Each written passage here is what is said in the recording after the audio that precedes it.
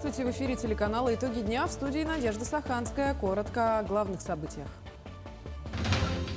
Дорогу среднемагистральным самолетом. Завершена работа промежуточного этапа реконструкции взлетно-посадочной полосы аэропорта Якутск. Осторожно, мошенники! В республике появилась новая схема дистанционного жульничества в отношении пожилых лиц. Сезон откачки луж. С приходом дождей работа коммунальщиков усиливается в несколько раз. Расскажем, как обстоят дела на улицах Якутска. Персональное социальное сопровождение ветеранов СВО. В республике начал свою деятельность филиал Государственного фонда «Защитники Отечества». На 5 человек больше, чем в прошлом году, в Якутии озвучили имена 12 100-бальников ЕГЭ по русскому языку.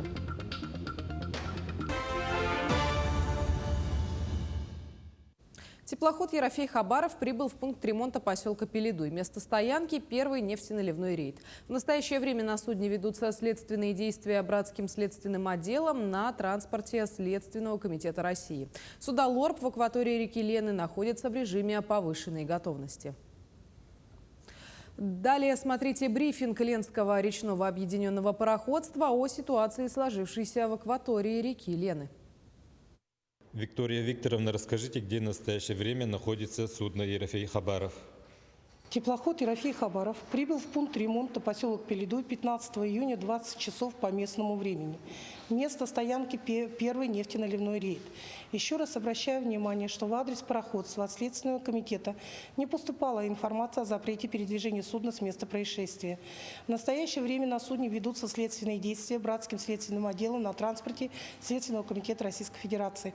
В поселках Витим и Пеледуй продолжается круглосуточный мониторинг водной поверхности реки Лена аварийно-спасательными группами. Суда Ленского объединенного речного пароходства в акватории реки Лена находятся в режиме повышенной готовности. Спасибо. Завершена работа промежуточного этапа реконструкции взлетно-посадочной полосы аэропорта Якутска. Отметим, что работы проводились в течение месяца. С 16 июня новая рабочая длина взлетно-посадочной полосы аэропорта Якутска увеличилась на 150 метров. Подробности в следующем сюжете. В ночь с 15 на 16 июня завершилась реконструкция первого этапа взлетно-посадочной полосы. На данный момент полоса составляет 1800 метров. Отмечу, что с окончанием работы первого этапа сразу же параллельно началась работа по второму этапу реконструкции взлетно-посадочной полосы, которая планируется закончить уже 15 августа. Второй этап реконструкции полосы порта будет более трудоемким и охватит оставшийся участок длиной 1625 метров. Еще некоторое время займет установка нового светосигнального оборудования и сертификация аэродрома. Росттрансмодернизация является государственным заказчиком, выполняющим работы на реконструкции взлетно-посадочной полосы аэродрома Якутск. Работа производится в рамках комплексного проекта программы расширения и развития магистральной инфраструктуры. Конечно, хотелось бы отметить, что Росттрансмодернизация совместно с представителями строительного контроля особое внимание уделяется качеству производимых работ, ведется ежедневно мониторинг набора прочности бетона. Увеличение взлетно-посадочной полосы позволяет принимать среднемагистральные воздушные суда. Так, авиакомпания S7 продолжит летать в Новосибирск, в Иркутск и Владивосток. Авиакомпания «Якутия» продолжит выполнять рейсы в Москву и Санкт-Петербург с технической посадкой в аэропорту Нижневартовск, в Санкт-Петербург с посадкой в Екатеринбурге, в Сочи и Минеральные воды через Москву. Возобновятся рейсы в города Сибири и Дальнего Востока. А с 17 июня к полетам в Екатеринбург до 4 рейсов в неделю приступит авиакомпания «Уральские авиалинии». Ключевой момент данной длины взлетно-посадочной полосы заключается в том, что она как раз позволяет принимать воздушные суда типа Б-200, которые мы, возможно, будем использовать для тушения пожаров.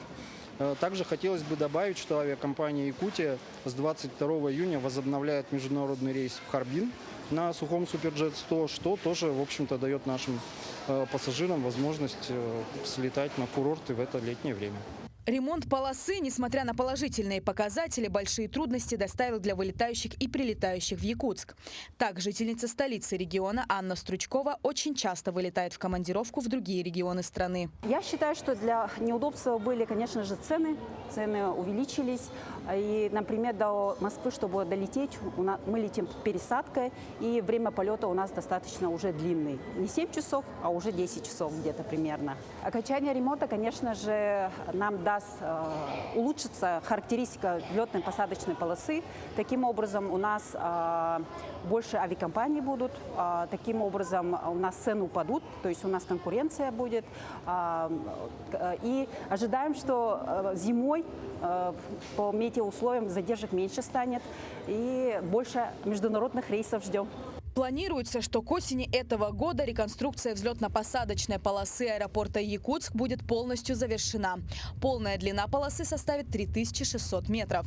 А в эксплуатацию будет введена осенью текущего года после получения необходимых сертификатов. Галина Чекурова, Владимир Павлов, Якутск. Далее наш эфир продолжит брифинг о мерах поддержки военнослужащих в зоне СВО и их семей. Добрый день, уважаемые жители Республики Саха-Якутия. Добрый день, уважаемые семьи участников специальной военной операции. По поручению главы Республики Арсения Сергеевича Николаева проводится и продолжает проводиться системная работа по оказанию поддержки членам семей, участвующих в специальной военной операции. Мы необходимо обратить внимание, что за весь этот период практически оказали уже около 9000 услуг по психологической поддержке в очной дистанционной форме членов семей и участников специальной военной операции. Организованное дежурство психологов в едином центре отбора граждан по контракту. В санатории «Абырал» действует кабинет психологов в Государственном фонде защитников Отечества. То есть на настоящий момент мы проводим достаточно комплексно данную работу. Продолжаются выезды в госпитали, в воинские части Дальневосточного федерального округа и Ростов-на-Дону. Психологической поддержкой на уровне госпиталей наших раненых сегодня охвачено 179 участников СВО. На настоящий момент за оказанием психологической помощи можно обратиться по телефону горячей линии 122 для получения медицинской помощи. Номер телефона тот же самый.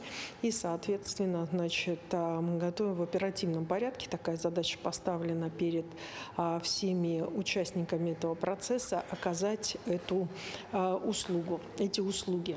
На прошлой неделе санаторий профилакторий Басчегда, находящийся в городе Москва, получил дополнительную лицензию на амбулаторную помощь. Соответственно, буквально через некоторое время мы начнем и расширим круг и перечень лиц, которые будут получать медицинскую помощь, в том числе из числа родственников и участников специальной военной операции, на территории и силами санатория профилактория Басчегда. Необходимо обратить внимание, мы продолжаем медицинскую реабилитацию. Реабилитацию проводим как амбулаторно, так и в условиях круглосуточного стационара. И наши медики продолжают работать в госпиталях Южного и Дальневосточного федерального округа. Около 500 военнослужащих у нас сегодня прошли через военные госпитали и АВК-пункты, в которых оказывают помощь, в том числе наши якутские медицинские работники. Продолжается работа в группах помощи родственников участников специальной военной операции. На настоящий момент основной крен, также этими группами руководят заместители глав по социальным вопросам.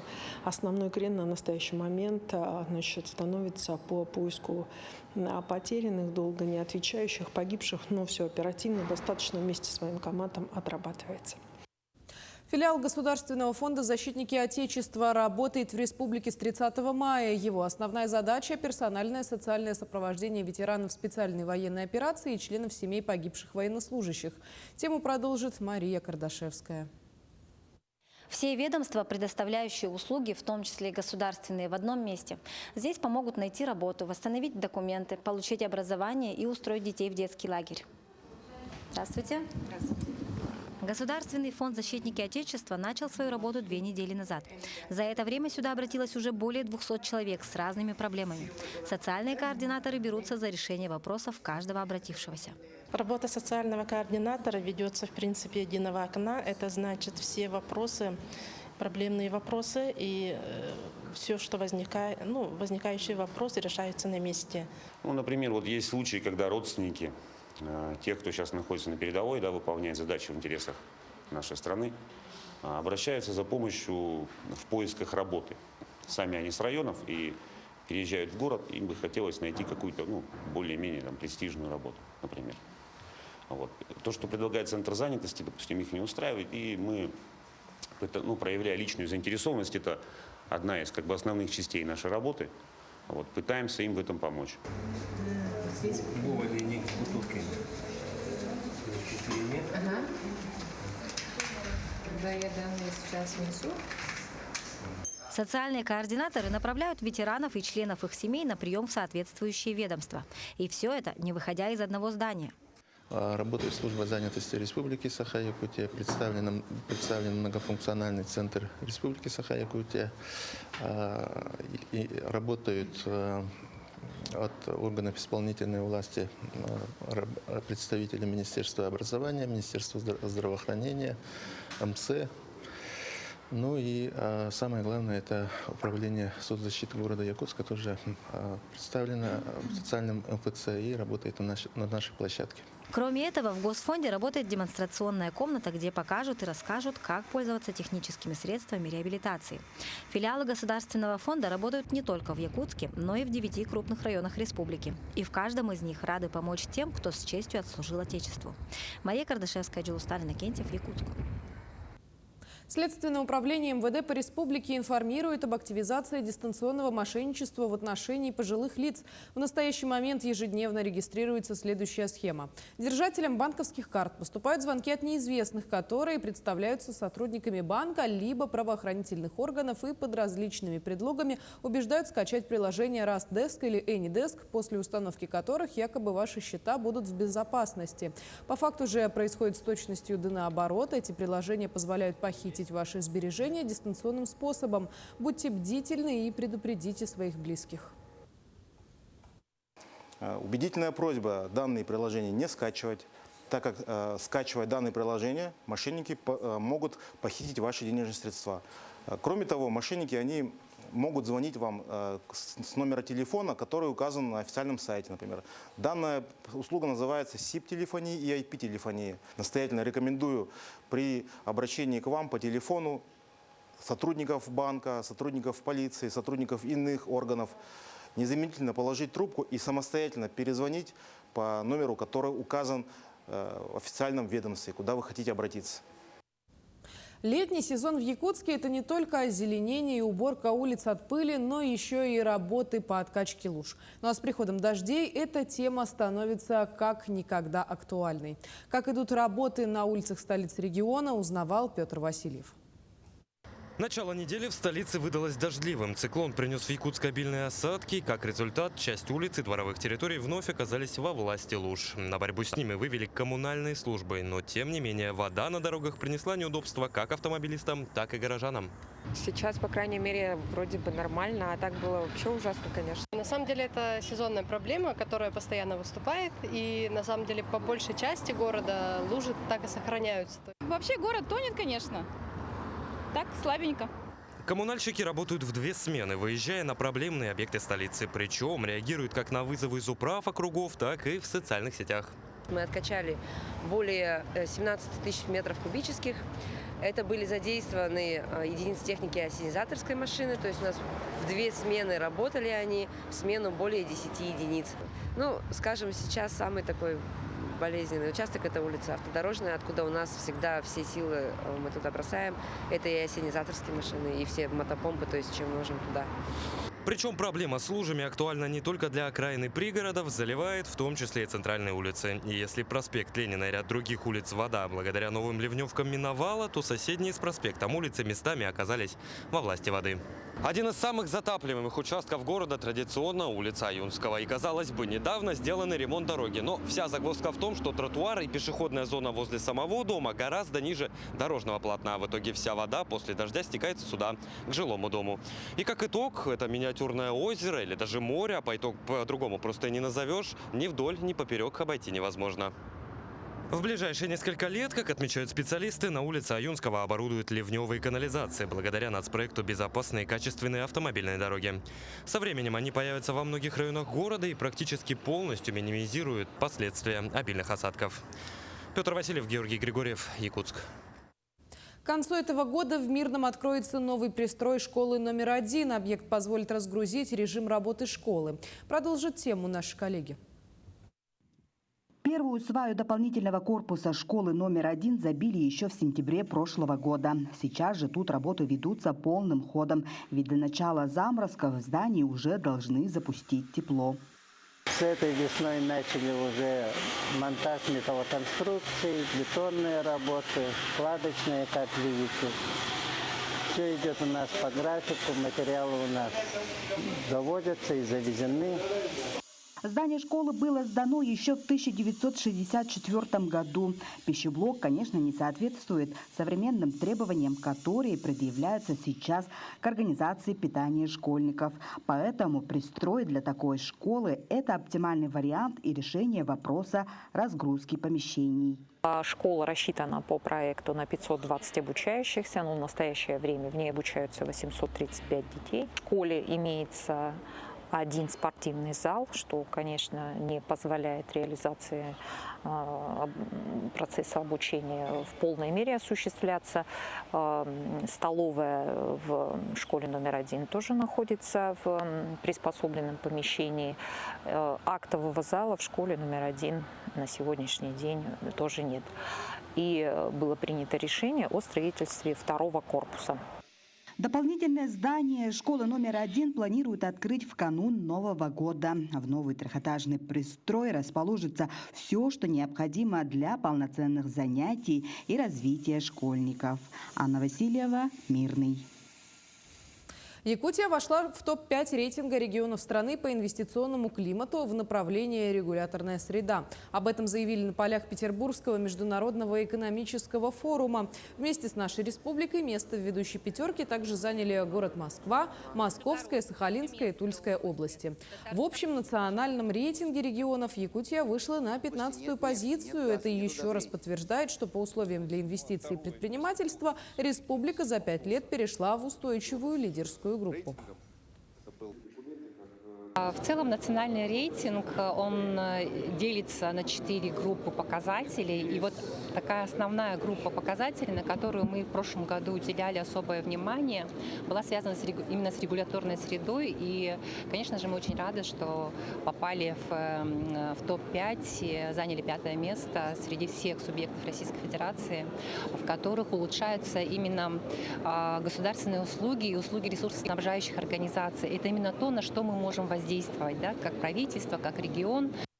Перспективы экономического сотрудничества со странами СНГ, развитие региональных рынков, а также новые технологии отечественного транспортного производства. Все это обсуждают на полях Петербургского экономического форума. О том, чем отметился еще один мероприятие, расскажет мой коллега Максим Кардозу.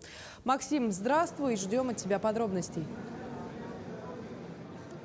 Приветствую, Надежда. Петербургский экономический форум в самом разгаре. Деловая программа, конечно же, идет с самого утра. И уже можно подводить первые итоги. Для нашей делегации есть о чем рассказать, есть хорошие новости. Буквально недавно завершилось подписание соглашения между нашей республикой в лице Айсена Николаева, главы Якутии, и министра развития Дальнего Востока и Арктики Алексея Чекункова. Так вот, по этому документу предусмотрено финансирование тех инфраструктурных проектов, которые входят в мастер-план города Якутска. А именно, это освещение нашей столицы, это реконструкция центрального городского парка и строительство в Якутске многофункционального кинопавильона. Все это сделает жизнь горожан лучше, ну и даст толчок развитию, конечно же, креативной индустрии, которой мы очень гордимся. Также на полях форума прошла встреча Илдархана с генеральным директором корпорации «Северсталь». Это тоже очень знаковое событие, потому что в ходе этого разговора стало известно, что эта корпорация, которая работает в Якутии уже давно, готова вкладываться в социальные проекты. То есть это строительство школ, это строительство дорог, а также благоустройство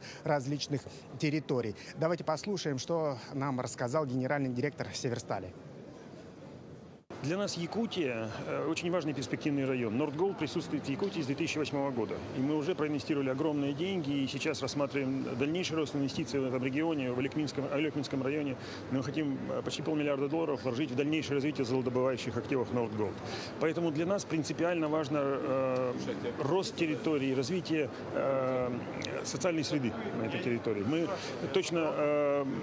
ведем сейчас диалог с руководством Якутии. Вот только что встречались с Владимиром Сергеевичем Николаевым на эту тему и, как мне кажется, достигли хорошего уровня взаимопонимания. Мы готовы подписать соглашение, готовить его будем сейчас вместе с руководством республики по социальному партнерству, социально-экономическому партнерству, где мы рассчитываем, конечно, на поддержку нашего проекта, экономическую, в части согласования и так далее. При этом мы точно готовы участвовать в социальной жизни, развивать социальную среду, поддерживать образование, профтехобразование, общее образование и вкладываться в развитие территории.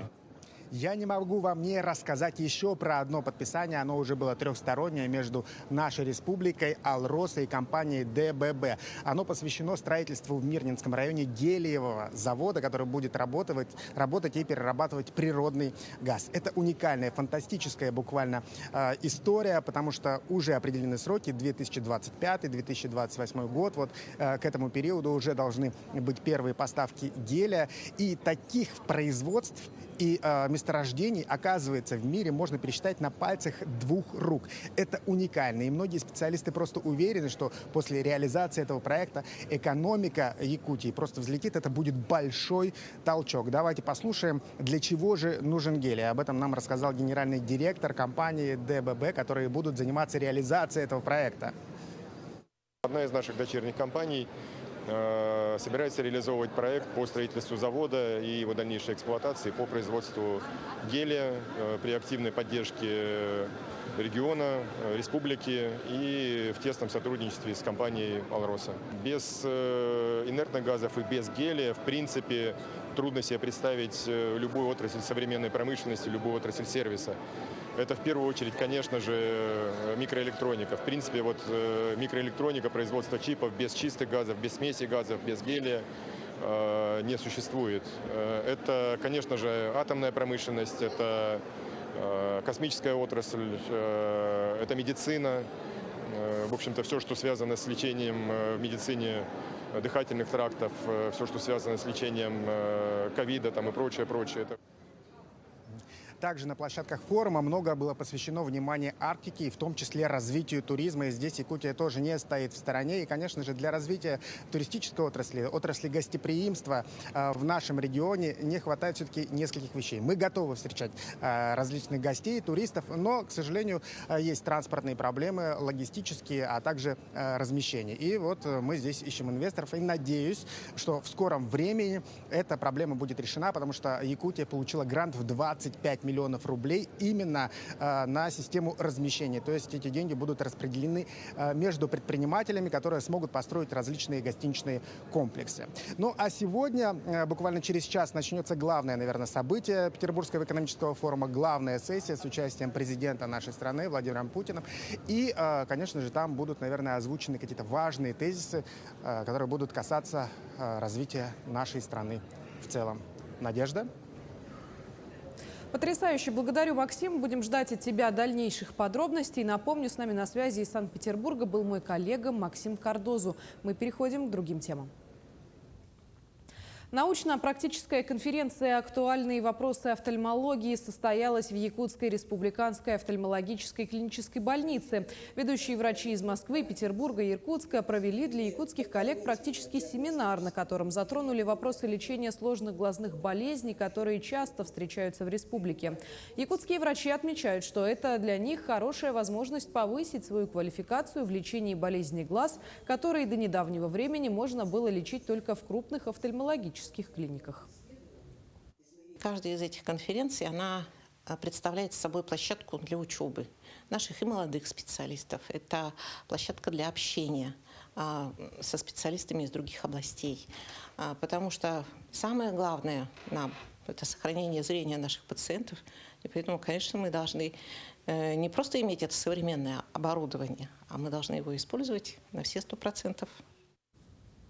В Якутии озвучили имена 12 стабальников ЕГЭ по русскому языку. Это на 5 человек больше, чем в прошлом году. В качестве премии эти учащиеся и их учителя получат по 100 тысяч рублей. В Нерюнгре Ирина Жданова встретилась с выпускниками и узнала подробности. Наивысший результат на ЕГЭ по русскому языку в Нерюнгри получили 3 человека. Причем Мария Савкина и Илья Манохин стали дважды 100-бальниками. Так, Мария ранее получила 100 баллов на экзамене по литературе, а Илья – по химии. Особое внимание при подготовке Илья Манохин уделил профильным предметам. В школе он дополнительно после уроков занимался с преподавателями, посещал все консультации и дома самостоятельно прорешивал в интернете варианты ЕГЭ. Я хочу поступить в Санкт-Петербург, в военно-медицинскую академию имени Кирова. Я хочу стать военным врачом и хочу помогать людям, лечить их, спасать. Мария еще окончательно не решила, кем хочет стать в будущем, но предпочтение отдает такому направлению, как клиническая психология, потому что хочет делать мир лучше и помогать людям. Помимо учебы я занимаюсь творчеством, мне нравится фотография, мне нравится рисование, но основная моя деятельность – это то, что я пишу прозу, стихи. Я живу этим. Маша хорошо училась с 1 класса, и все учителя отмечают, что она способная, трудолюбивая и эрудированная ученица. Мария – необыкновенная девушка. Я восхищаюсь ей по той причине, что у нее есть особый талант. Она умеет не просто всматриваться в слова. Я говорю: Маша, ты умеешь всматриваться в буквы. Настолько она тонко чувствует мысли, настолько она чувствует переливы, и это ее какая-то особенность души. В этом году нерюнгринские школьники показывают достойные результаты по всем предметам. Сами 100-бальники говорят, что главное – захотеть, а достичь можно многого. В целом организация единого государственного экзамена удовлетворяет всех, и если возникают какие-то проблемы, то они решаются. Я надеюсь, что результаты будут в соответствии с заявленными возможностями детей. Кто старался, кто хотел достичь результата, тот его достиг. За наивысший результат в едином государственном экзамене установлена выплата в размере 100 тысяч рублей. В этом году выплаты продолжатся, а также будут награждены преподаватели лучших выпускников. Ирина Жданова, Захар Головин, Нерюнгри. К этому часу это все новости. Наши корреспонденты продолжают следить за развитием событий. До встречи в эфире.